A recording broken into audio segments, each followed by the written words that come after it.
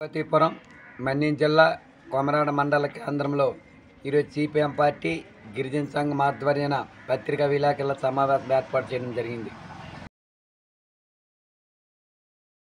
దీనికి సంబంధించి గడిచిన 4.5 సంవత్సరాల క్రితం ఈరోజు పార్వతీపురం ఐటీడీఏ పరిధిలో పనిచేస్తున్న ఎలుగు ఏపీడీ వై సత్యనారాయణ గారి పైన అనేక ఆరోపణలు వస్తున్న నేపథ్యంలో ఆయనకి బదిలీ చేశారు తప్ప పూర్తి స్థాయిలో ఆయన పైన వచ్చిన ఆరోపణలు ఏవైతున్నాయో ఆ ఆరోపణలపైన దర్యాప్తు చేసి నేటికి పూర్తి స్థాయిలో తెలియజేయని పరిస్థితి ఉంది.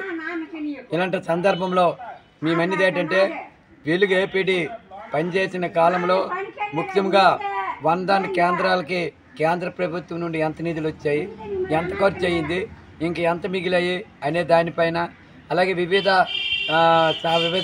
వెలుగు కార్యాలయాలకి కరెంట్ ట్రాన్స్ఫర్లు కరెంటు లేకుండా యంత్రాలు కొనుగోలు చేశారు, ఎన్ని యంత్రాలు కొనుగోలు చేశారు, కరెంట్ ట్రాన్స్ఫర్ 3 ఫేజ్ కరెంట్ లేకుండా అసలు కరెంట్ యంత్రాలు కొనుగోలు ఎందుకు చేయవలసి వచ్చింది, యంత్రాలు ఎన్ని కొన్నారు, ఎక్కడ ఉన్నాయి, ఎంత రేటు కొన్నారు అనే విషయం పైన 2019లో అప్పుడు ధాన్యం కొనుగోలు కేంద్రం మహిళా సంఘాల ద్వారా ధాన్యం కొనుగోలు కేంద్రాలు కొనుగోలు చేయడం జరిగింది. దానికి సంబంధించిన కమిషన్ కూడా పూర్తి స్థాయిలో చెల్లించలేదని చెప్పి మాకు తెలిసింది. దానిపైన అలాగే డోక్సీల రావికోన గ్రామంలో కుట్టి మిషన్లో ట్రైనింగ్ ఇచ్చేటప్పుడు వాళ్ళకి కొంత ఆర్థిక సాయం కూడా ఖర్చుల కోసం ఛార్జీల కోసం ఇవ్వాల్సి ఉంటుంది, అవి కూడా ఇవ్వలేదని చెప్పి వీటన్నిటిపైన మేము అనేక ఆరోపణలు చేస్తూ మేము గ్రీవెన్స్ అనేక సార్లు వినతిపత్రాలు ఇచ్చినప్పుడు కూడా పూర్తి స్థాయిలో దర్యాప్తు చేయలేదు.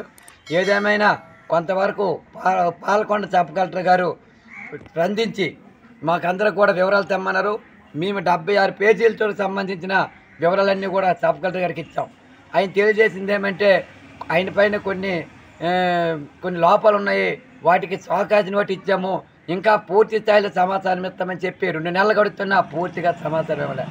అసలు అధికారులు కాపాడుతున్నారా, అసలు రాజకీయ నాయకులు కాపాడుతున్నారా, అసలు ఏం జరుగుతుందని చెప్పి తెలియజేస్తున్నాను. ఇంత జరుగుతుంటే ఆయనకి ట్రాన్స్ఫర్ చేశారు తప్ప ఆయన పైన ఆరోపణల పైన నిజాలు నేటికి తేల్చకపోవడం, అనేక లోపాలకు నిజాలు తెలియజేయకపోవడంతో అనేక రాజకీయ నాయకుల వల్ల కానీ అధికారుల వల్ల కానీ ఏమైనా లోపం ఉందా, లేకపోతే ఎవరైనా కాపాడుతారనే విషయం మాకు తెలియడం లేదు. కాబట్టి ఇప్పటికైనా ఏదైతే మనకి ఎలుగు ఏపీడీపై చేసిన ఆరోపణలు ఉన్నాయో ఆ ఆరోపణలు తప్పు అయితే ఏం యాక్షన్ తీసుకున్నారు, ఒకవేళ రైట్ అయితే ఆయనకి ఎందుకు క్లియరెన్స్ ఇచ్చామా అని చెప్పే విషయంగానే మాకు తెలియజేయాలి. ఆ విధంగా తెలియజేయకపోతే భవిష్యత్తులో మళ్ళీ పెద్ద ఎత్తున ఆందోళన చేస్తామని చెప్పి ఈ సందర్భంగా ఐటీడీఏ అధికారులకి, జిల్లా కలెక్టర్ గారికి, పాలకులకి సిపిఎం పార్టీ ఆధ్వర్యం గిరిజన సంఘం ఆధ్వర్యంలో విన్నవించుకుంటున్నాం.